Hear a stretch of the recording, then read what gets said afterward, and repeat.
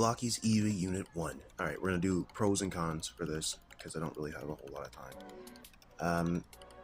On the pro side, the possibly scuffed painted parts are all hidden in poses for the most part. You have tons and tons of accessories. 2 impressive guns, one being a minigun that the barrels actually rotate, which is just crazy. I really wish Gundams would do something like that when they can.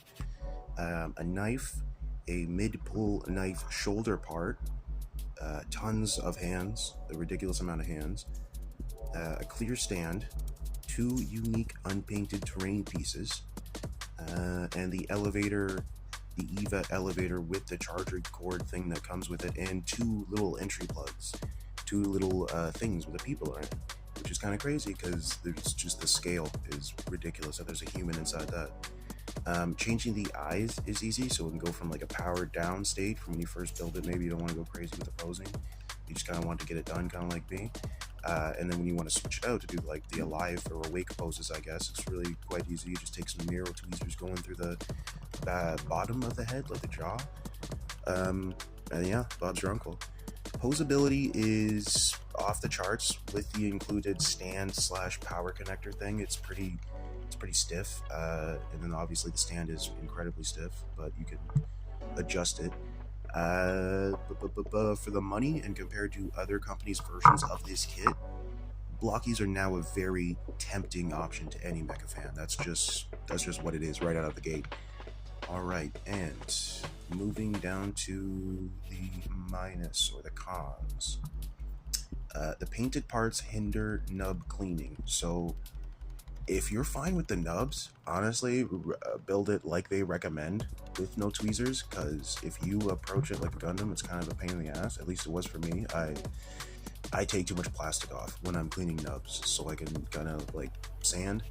But yeah, the painted parts will make that a huge pain in the ass, so at some point I'm gonna have to paint this kit, or I don't know, go in and like clean up some parts that admittedly don't really get seen unless you're very, very close up and looking in weird angles. I've written down here, some pieces are a pain to fit, possible user error. Yeah, because I had like there was some stuff that was like the knee fins, I thought just wouldn't snap in, but then eventually when posing I got it snapped in. There is a calf, the right top inner calf muscle armor piece. I had to like shave down a bit of the connector part, which I don't know. I mean, I wrote possible user error, but everything else kind of fit in, so I don't know. And also, when you look at like Mecha Guy Kutsu and everybody else, I mean, there is a couple guys on shorts just being like, oh, quality control and stuff like that, but I don't know. That was an interesting bit. Let me know if you have problems with that. But once I shaved down the inner part a little bit, and again, just on the inside, fits perfectly, poses quite well. And my next point, do not approach like an unpainted Gundam kit with the really good color separation of the plastic, because if you do that and you just get on a roll, and soon enough you're just gonna see like green poking through your chest piece where it's not supposed to be green. At least if you go about it like me, if you really take your time and stuff like that, you can see where the painted pieces are going to be largely without making any mistakes, and I'm sure a lot of you'll be fine. It's a moot issue if you just don't even use tweezers or a hobby blade or sanding sticks.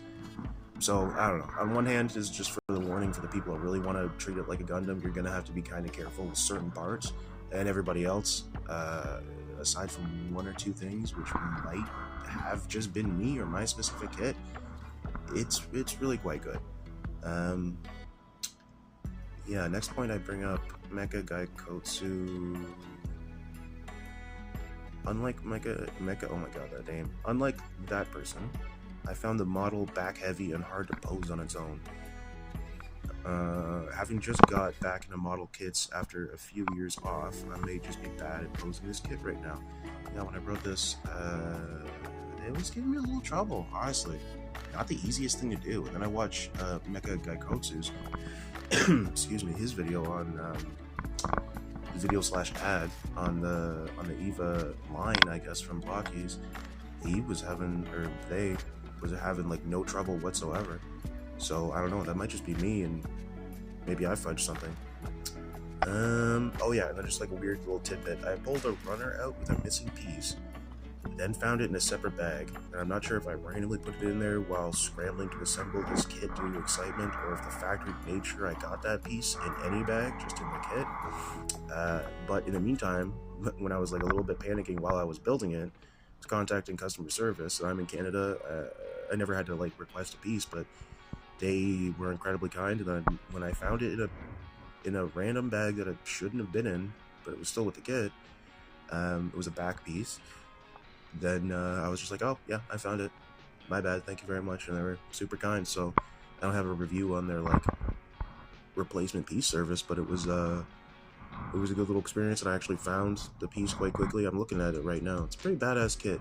I thought it was as big as a Gundam, like a 1/44th scale, but it's in its stand thing at least is like almost twice the size. It's weird looking at it right next to a couple of high grades from G-Quux, but still, yeah, pretty big. Anyway, thank you guys very much for watching. This is my little quick review of the Blockies Action Edition Evangelion Unit 1.